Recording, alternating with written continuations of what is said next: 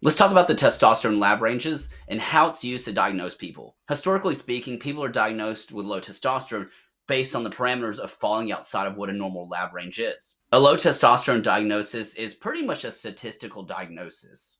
When creating reference intervals, lab companies, what they do is they take aggregates of data, they get averages from hundreds of people to thousands of people. I've seen some studies in which some labs can use as little as a couple hundred people, and I've seen some studies where they use more.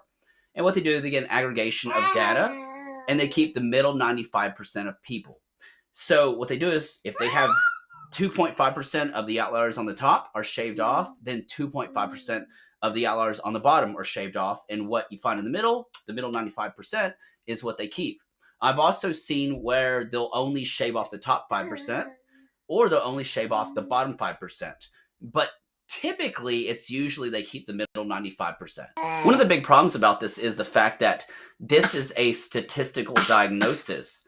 If the lab ranges would corroborate the blood levels with the patient's symptomology, it would provide us something more tangible. It'd provide us more of a qualitative diagnosis. But right now, it's pretty much just statistical diagnosis, meaning you fall inside the reference or you don't. We see a lot of guys who will fall well inside the reference range who do complain about all the symptoms of low testosterone.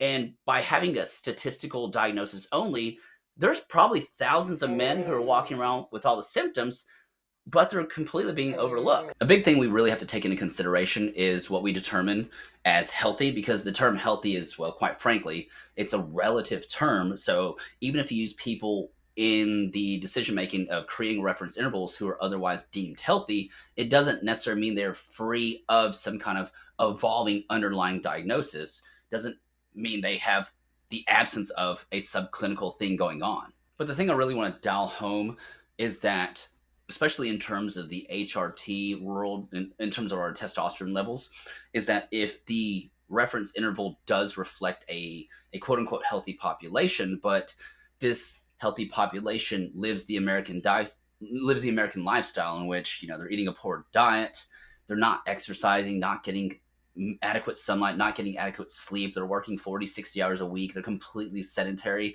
and they're completely just showered in fluorescent lights. If that is what constitutes a healthy reference range and a healthy hormone level, then are they actually truly healthy, or are we just accepting the fact that there's been a massive decline in what a healthy hormone level should actually be? Long story short, when it comes to lab ranges, especially within the HRT, the TRT world, the lab ranges don't really tell us a whole lot. It really doesn't give us the full clinical picture, the full story. The big thing is, how are you responded? How is the therapy treating you in terms of symptomatic improvement? Are you having improvements in body composition and overall well-being? Those are really the big driving factors and the big clinical benchmarks in terms of how you're responding to the treatment. So no, we're really not number driven, nor are we chasing a specific number. So if someone is saying you need to be a certain number, the therapy needs to get you to right here or only right here, that overlooks the symptomatic clinical outcomes that therapy is really being driven by.